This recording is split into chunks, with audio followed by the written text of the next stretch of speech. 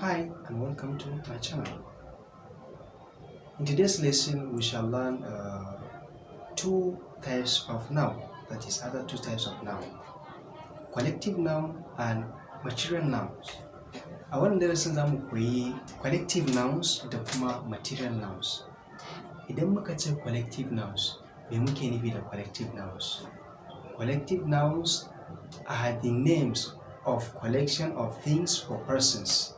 Su collective nouns su ne sunayen wato gamayya ko kuma taro na mutane ko kuma na abubuwa. Abu da za su taru waje ɗaya ka ba su suna ɗaya, ko kuma mutanen da za su taru waje ɗaya ka ba su suna ɗaya, wannan shine collective nouns. Misali team. Wannan team ɗin collective noun ne. Club shi ma collective noun ne, saboda me? Da team da club duk wato wayansu mutane ne za su taru sai su yi forming, wato su samar da wannan team ɗin ko kuma samar da wannan club ɗin, kamar team na yan ball ko kuma club na yan ball. Duka da in ka lura za ga mutum ne fiye da ɗaya, mutane 10, mutane 20, mutane kaza dai za su taru su yi forming na wannan team ɗin ko wannan club ɗin. Sai suna na gaba shine army, sojoji. Shi ma an ka lura ai ba soja aka ce ba, army, ba ce soldier ba, ba ce soldiers ba, army, sunan wato dandazon su sojoji ɗin kenan.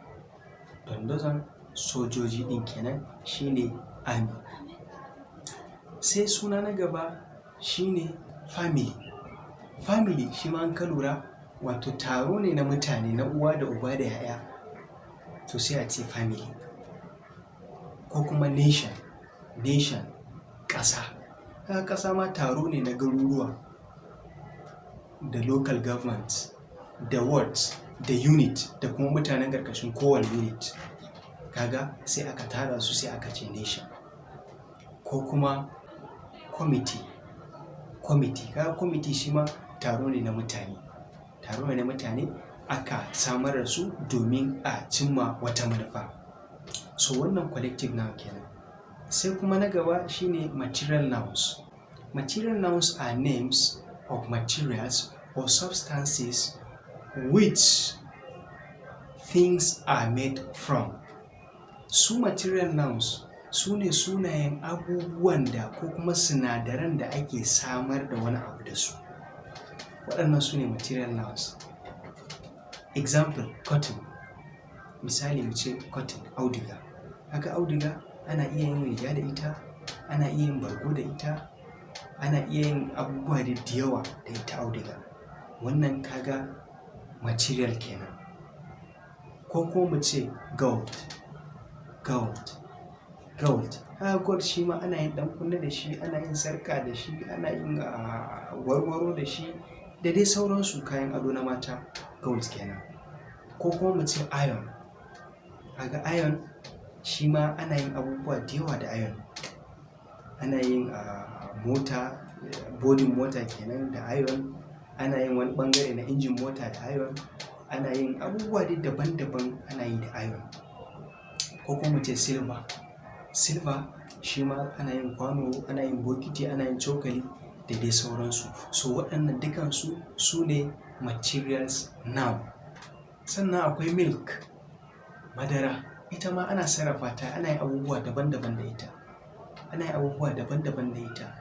Ita madara ɗin kanta ga wanda suka sarrafa ta, wanda suke sarrafa ta su cure ta waje ɗaya ta zama alewar madara. Wannan natural madara ɗin kenan, za a iya busar da ita, sannan za a iya yin yogurt da ita, za a yi abubuwa daban-daban da ita, za a cire mai a cikinta da sauransu dai. So sannan kuma akwai ice, kankara. Ita ma kankara ana sarrafa ta ɓangare daban-daban, ana sarrafa ta abubuwa daban-daban da ita.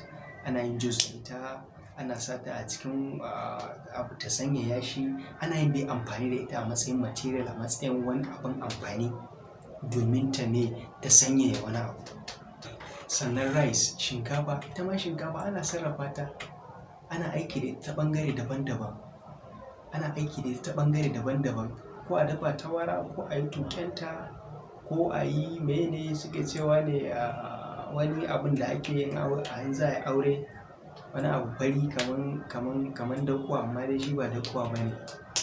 Na manta da sunan shi da Hausa, amma yanzu haka ina ganin abu a idona kuma ina jin a ɗanɗanon shi da yake ana yi ba alkaki ba ne. Na manta sunan shi.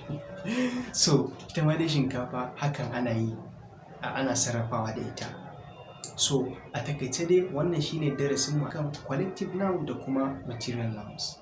Mu haɗu a darasin mu na gaba inda za mu ci gaba da ga inda muka tsaya a cikin darasin mu na part of speech. Idan ba ku yi subscribing ba, ku yi mana subscribing, ku yi mana liking, ku yi comment, sannan ku yi mana sharing.